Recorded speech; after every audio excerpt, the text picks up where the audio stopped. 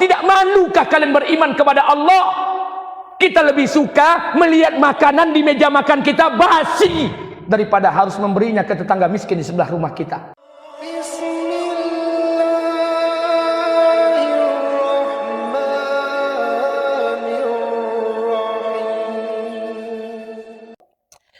Kata Nabi SAW, Bani Adam ini tidak akan pernah puas. Diberikan nikmat oleh Allah. Kalau dia dijadikan oleh Allah satu gunung berubah jadi emas, dia akan minta gunung kedua untuk dirubah jadi emas. Baru dia akan puas kalau tanah ini masuk ke muncungnya. Kalau dia mati, jadi kita tidak pernah puas. Makanya mohon maaf, kebahagiaan itu relatif. Ada orang bahagia ketika dia merasa dia punya jabatan, dia bahagia. Ada orang berbahagia ketika dia jabatan akademiknya tinggi, S1, S2, S3, profesor, doktor, PhD dan sebagainya.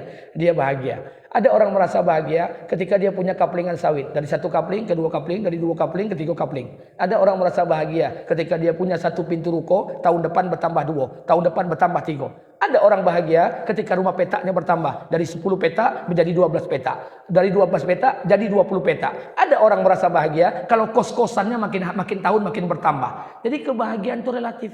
Padahal bukan itu yang diinginkan Allah. Kebahagiaan itu ada ketika kalian bisa mentaati Allah. Kebahagiaan itu ada ketika kalian bisa mentaati Allah. Makanya jangan salah, Pak. Orang-orang dahulu hidup mereka bahagia walaupun mereka kesusahan, tapi dalam kesusahan itu Allah titipkan mereka kebahagiaan yang luar biasa. Jadi jangan heran, kita ini bertolak belakang dengan orang-orang terdahulu. Para nabi, para rasul, sahabat Nabi radhiyallahu anhum ajmain, kehidupan mereka mungkin sejarah zahirnya. Bapak boleh hitung, Pak. 124.000 sahabat Nabi, 124.000 sahabat Nabi, tunjukkan dengan saya, berapa orang sahabat Nabi yang kaya? Tidak lebih pada angka 10%.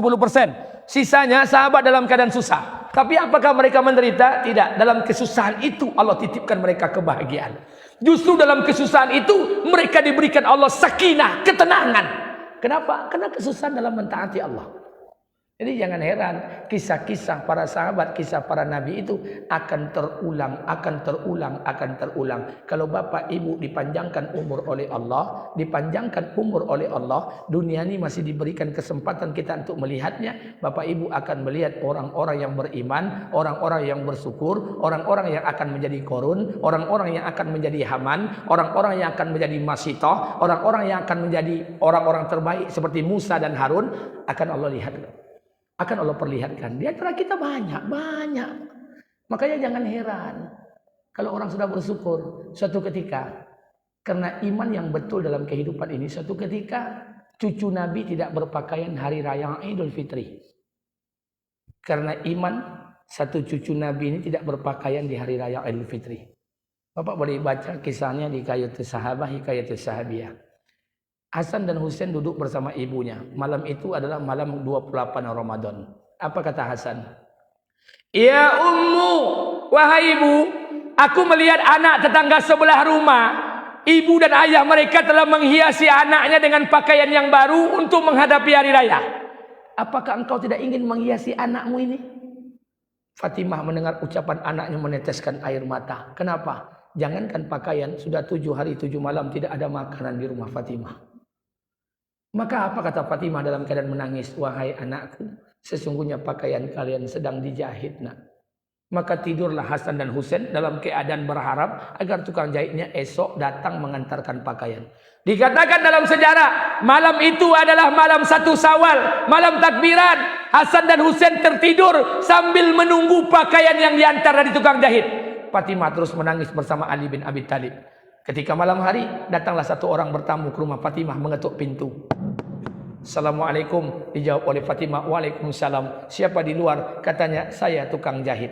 Terkejutlah Fatimah. Dia tak pernah mesan tukang jahit. Dia tak pernah belikan pakaian anaknya, karena tidak ada yang mau dibelikan. Jangankan pakaian, makanan pun tak ada di rumah Fatimah. Dibuka oleh Fatimah. Alangkah terkejutnya. Katanya, siapa engkau? Katanya, saya adalah tukang jahit, akan mengantarkan pakaian buat cucu Rasulullah. Maka diambil oleh Fatimah. Kemudian Tamu itu pun pergi. Kemudian Fatimah membuka bingkisan itu. Apa yang terjadi? Dilihat oleh Fatimah. Yang dilihat oleh Fatimah, apa yang terjadi? Di dalam bingkisan itu ada 5 pasang. Apa pasangannya? 1 pasang mantel, 1 pasang jubah, 1 pasang sorban, 1 pasang sepatu, dan 1 pasang wangi-wangian. Pasangan ini dipakaikan kepada Hasan dan Husain. Esok pagi menjelang hari raya solat Id, Hasan dan Husain telah berpakaian yang cantik. Rasulullah SAW sebelum solat Id datang ke rumah Fatimah melihat cucunya Hasan dan Husain. Tersenyum Nabi sambil meneteskan air mata melihat cucunya berpakaian yang indah. Apa kata Nabi kepada Fatimah? Wahai Fatimah, dapatkah engkau melihat jelas wajah tamu yang datang tadi malam ke rumahmu? Kata Fatimah, ya Rasulullah, aku melihatnya dengan jelas. Aku mengenal wajahnya. Aku melihat wajahnya dengan jelas ya Rasulullah. Kata Nabi, wahai Fatimah, tahukah engkau dia adalah malaikat Ridwan, penjaga pintu surga. Para malaikat akan menangis, akan bersedih kalau ada cucu Nabi tidak punya pakaian di hari raya Idul Fitri. Karena iman, cucu Nabi tidak berpakaian di hari raya Idul Fitri. Hari ini kita mengaku beriman kepada Allah. Di balik gonta-gantinya pakaian kita seperti seorang artis. Buka lemari kita, Pak, sampai 80 pasang baju kita. Tapi ada tetangga sebelah rumah kita yang pakaian sekolah anaknya telah lusuh dan kusam. Apakah kita tidak malu mengatakan diri kita beriman? Kita mengaku beriman kepada Allah. Di balik setiap hari permainan kita dari kafe ke kafe, minum kopi ke minum kopi, 1 kali duduk 300 uang 1 juta. Tidak mengaku beriman kepada Allah. Rumah kita yang megah, mobil kita yang mewah, tapi di sebalik rumah kita ada tetangga yang membeli beras 1 kilo berhutang di kedai sebelah rumahnya. Masih mengaku kita mengaku beriman kepada Allah? Kita mengaku beriman kepada Allah. Tidak malukah kalian beriman kepada Allah? Kita lebih suka melihat makanan di meja makan kita basi daripada harus memberinya ke tetangga miskin di sebelah rumah kita. Subhanallah, ya la yadkhulul jannah. Kalian tidak akan masuk surga. Makanya mohon maaf jauh. Maka Islam ini bukan hanya ibadah individual, solat baca Quran, solat baca Quran. Pulang ke rumah, Pak, demi Allah. Pulang ke rumah, perhatikan kehidupan kita. Saya bilang dengan istri saya, Dek, kita takkan mati hanya dengan 4 pasang baju. Demi Allah. Istri saya tanya dengan saya, Abi dah masukkan koper baju-baju? Belum. Baju-baju Abi yang dipakai lagi, Abi langsung masukkan ke koper. Berapa pasang Abi bawa? 10, 12 atau berapa? Enggak, 3. Kok 3? Abi kita berempat berapa hari? 10 hari, 12 hari, 15 hari. Kok 3? Saya takkan mati hanya dengan 3 pakaian. Demi Allah, kita tidak mati Pak dengan 3 pakaian. Kita tidak akan susah hidup hanya dengan 4 pakaian. Ibu-ibu pulang ke rumah, buka lemari kalian di rumah, berapa puluh pasang. Demi Allah, semuanya akan diminta pertanggungjawaban oleh Allah. Kita tidak akan mati, Pak. Hari ini berlebih-lebihan, mubazir kehidupan ini, dan itu akan diminta pertanggungjawaban di hadapan Allah. Makanya ibu-ibu sekalian, bapak-bapak, saya ingatkan sederhana saja. Kalau kita punya sepatu laki-laki ini, Pak, cie sepatu awaknya, Pak, sampai tipis kulitnya baru awak boleh.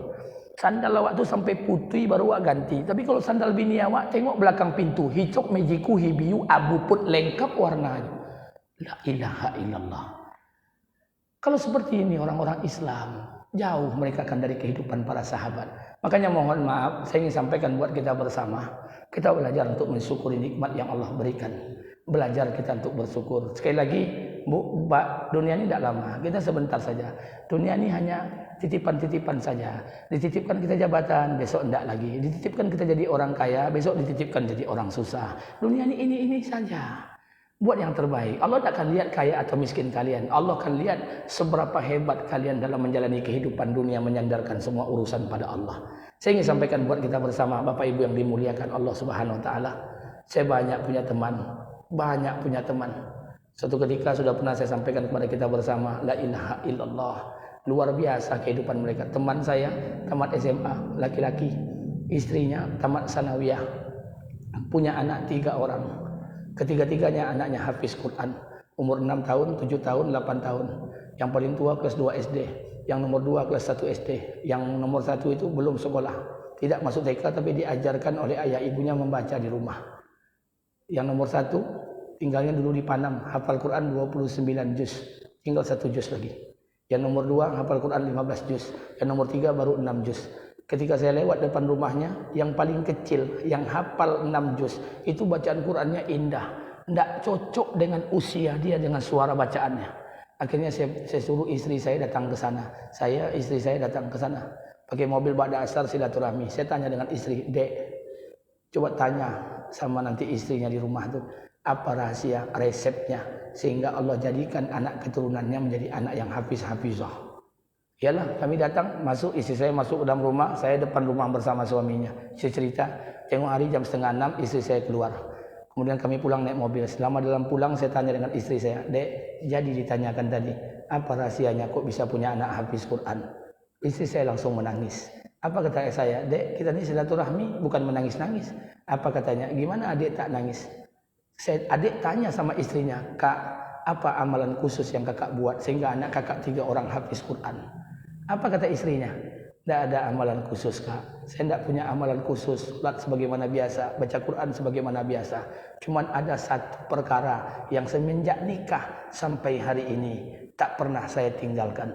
Apa amalannya? Semenjak saya nikah, saya takkan pernah memejamkan mata di malam hari tertidur sebelum saya mencium tangan suami saya, meminta maaf atas kesalahan satu hari setiap malam sebelum tidur. La ilaha illallah. Beda dengan kita. Awak minta maaf ke laki ketika hari raya Idul Fitri, itu pun kalau ingat lupa. Bagaimana mungkin keberkahan demi keberkahan itu akan datang? Maka sekali lagi belajar kita untuk mensyukuri nikmat Allah Subhanahu wa taala. Ada masa untuk bisa memperbaiki kehidupan kita. Saya akan memperbaiki diri saya, ibu akan memperbaiki diri ibu sendiri, bapak-bapak akan memperbaiki, kita akan perbaiki kehidupan rumah tangga kita. Yang sudah-sudahlah, yang berlalu-berlalulah. Mulai sekarang keturunan ke depan, mudah-mudahan Allah jadikan kita orang-orang yang terbaik di kehidupan dunia ini. Amin. Amin ya rabbal alamin.